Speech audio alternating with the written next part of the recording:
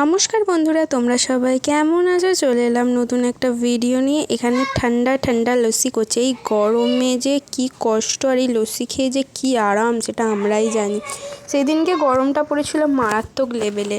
আর এই যে দেখতে পাচ্ছ, এখানে ঠাকুর আনতে গেলাম আর তারপর ঠাকুর নিয়ে আমরা চলেও এলাম। আর এই যে দিদি এখানে দাঁড়িয়ে আছে, আর এখানে সবাই নাচানাচি করছে, প্রচণ্ড মজা করছিল সবাই। আর তারপরেই মা কালীকে, মানে আমাদের সবার আনন্দময়ী মাকে ঢুকিয়ে নিয়ে যাওয়া হচ্ছিল মণ্ডপের জন্য, মানে পুজোর উদ্দেশ্যে। তারপরে চলে এসেছিলাম আমরা বাজি ফাটা দেখতে, আর দাদা ভাইরা সুন্দর করে বাজি ফাটাচ্ছিল, আর আমি দাঁড়িয়ে দাঁড়িয়ে দেখছিলাম আর ভিডিও করছিলাম।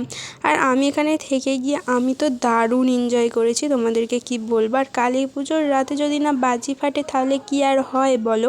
সুন্দর সুন্দর তারা বাজি ফাটছিল, মানে এগুলো সেল, এই সেলগুলো ফাটছিল আর আমি দেখছিলাম, কি দারুণ যে লাগছিল তোমাদের বলবো কি। আর কালী পুজোর রাতে যদি না বাজি ফাটে তাহলে কি আর হয়। আর তোমাদের ভিডিও কেমন লাগছে আমাকে অবশ্যই জানিও। তারপরেই চলে এসেছিলাম মণ্ডপে পুজো দেখার জন্য। এই যে দেখতে পাচ্ছ মায়ের অপরূপ মূর্তি, মাকে কি দারুণ যে লাগছে আমি তো বলে বোঝাতে পারবো না। হয়তো ক্যামেরাতে অত সুন্দর আসেনি, বাট সামনে থেকে দেখলে মনটা পুরো জুড়িয়ে যাবে মায়ের মুখখানা। তারপরে এই বাচ্চাটা আমাকে দেখে একটু লজ্জা পেয়ে গেছিলো, মানে আমরা খেতে বসেছিলাম আর আমি ভিডিও করছি বলে ও লজ্জা পেয়ে গেছে। এই যে দেখতে পাচ্ছ আমাদের সাথে গল্প করতে করতে রাইস আর এঁচোড়ের তরকারি প্লেটে পড়ে গেল। এর আগে ছিল কচুরি, ডাল, তারপরে ভেজিটেবিল চপ, তারপরে চাটনি, পাঁপড়, মিষ্টি, আইসক্রিম, পান মশলা, অনেক কিছু ছিল। আর এই যে দেখতে পাচ্ছ এটা হচ্ছে খাবার প্যান্ডেলটা খুব সুন্দর লাগছিলো। আর এই দাভাই খাচ্ছিল মিষ্টি, আর আমি ওই জন্য ভিডিও করে নিয়েছি। আর মানে দাভাই অনেকগুলো মিষ্টি নিয়েছিল বলে আমি আরও একটু ভিডিওটা করে নিলাম তোমাদের সাথে শেয়ার করব বলে। আর এই যে এই বাচ্চাটার এখন লজ্জাটা কেটে গেছে। আর রাত বাজছে আর বাজি ফাটবে না সেটা কি আর হয়। ওই জন্য আবার আমরা চলে এসেছি বাজি ফাটান দেখার জন্য।